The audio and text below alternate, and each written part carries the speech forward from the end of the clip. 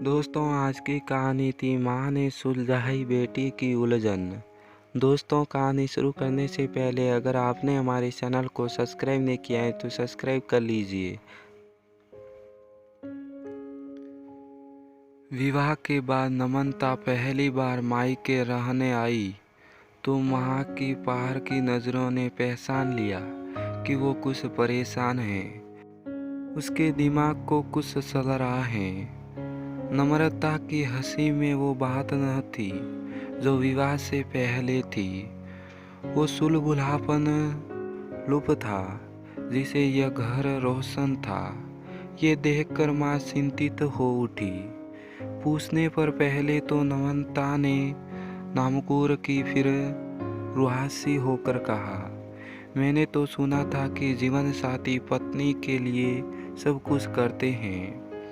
पापा भी तो आपकी कितनी परवाह करते हैं। फिल्में में भी देखा है, वहाँ तो उल्टा ही है। रोनित तो सारा दिन सास ससुर के साथ ही बिताना चाहते हैं।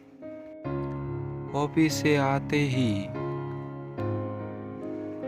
रोनित सास ससुर के कमरे में घुस जाते हैं। चाय भी वहीं मंगवा लेते हैं। मेरी तो कोई कदर ही नहीं, तो इसमें गलत ही क्या है। आखिर रोनित उनका इकलौता बेटा है।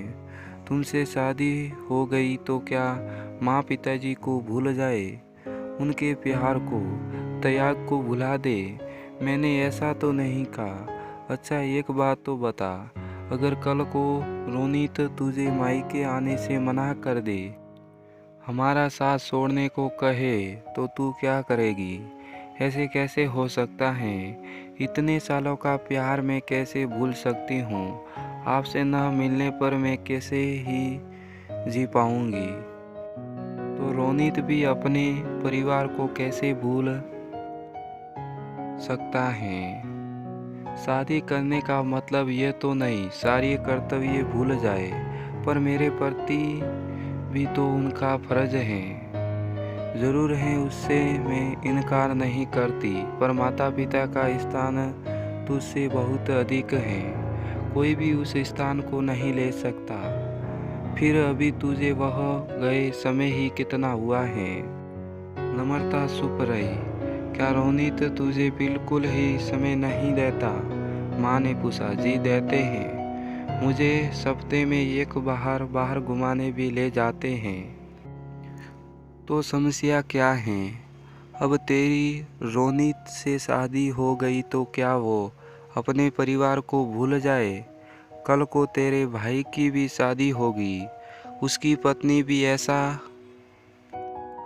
सोचे तो?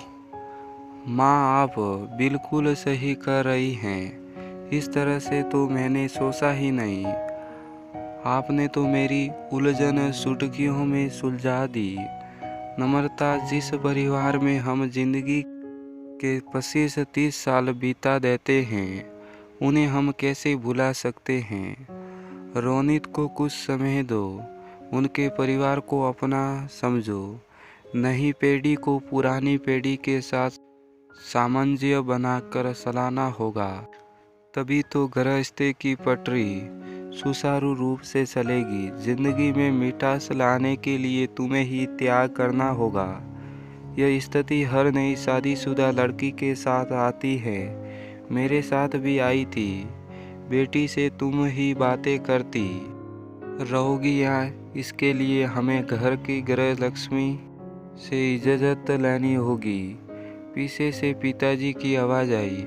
आप और निवित बैठकर नम्रता से बातें कीजिए, तब तक मैं इसकी मनपसंद आलू टिकिया बना कर लाती हूँ। माँ ने हंसते हुए कहा, आपका इस बारे में क्या विचार है?